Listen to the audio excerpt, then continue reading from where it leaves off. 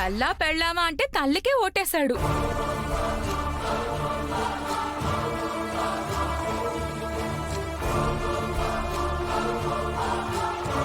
Sorry sir, మీతో ఒక విషయం మాట్లాడాలి.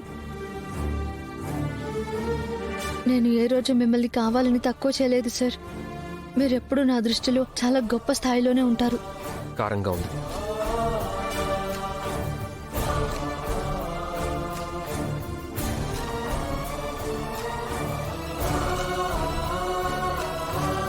అబద్ధాలు మన మధ్య దూరాన్ని పెంచడం నాకు నచ్చట్లేదు సార్. మీరు దగ్గరగా ఉండడం నాకు నచ్చట్లేదు. కాపురం అంటే ఇది కాదు కదా సార్. పెళ్లికి ముందు మా అమ్మ నన్నల్ని చూసి పెళ్ళయ్యాక నేను కూడా నా భర్తతో అలాగే ఉండాలని అనుకునేదాన్ని. కానీ అలా ఉండలేకపోతున్నాను అంటావు, అంతేగా?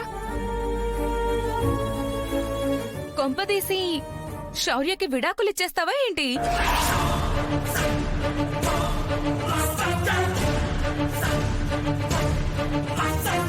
వాళ్ళ మధ్యలో నువ్వెందుకు తల దూరుస్తున్నావు? తను వేరే వాళ్ళ కాపురాల్లో కాళ్ళు వేళ్లు దూరిస్తే తప్పులేదు, కానీ నేను తల దూరిస్తే తప్పొచ్చిందా?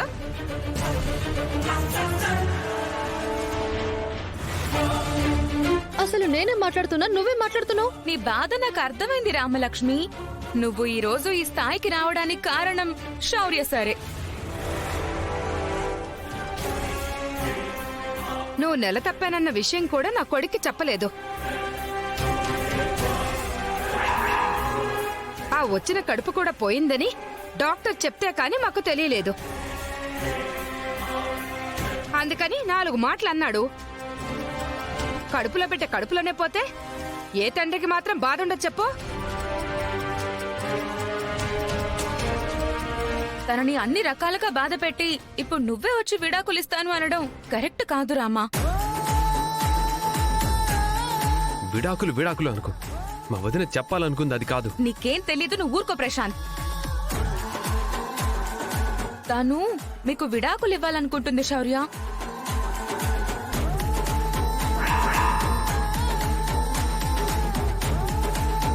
ఒరే శౌర్య, అది కాదురా. నాకు అర్థమైంది.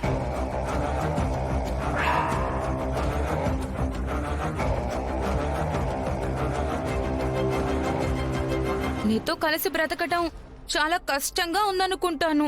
అందుకే విడిపోదాం, విడాకులిచ్చేద్దాం అనుకుంటుంది. ఏయ్, నేనే మాట్లాడుతున్నా, నువ్వే మాట్లాడుతున్నావు. సార్, శౌర్య సార్, శౌర్య సార్, శౌర్య, సార్, సార్. అరే శౌర్య, ఆగరా. తనేం చెప్పదలుచుకుందో పూర్తిగా వినకుండానే అస్మిత మాటలు నమ్మి నీ అంతటి నువ్వే నిర్ణయం తీసుకుంటావేంట్రా? ఏం చెప్పాలనుకుంది నాన్న? నీ కోసం తను ఉద్యోగాన్ని మానేయాలనుకుంటుందిరా. నీతో బతికితే చాలనుకుంటుందిరా.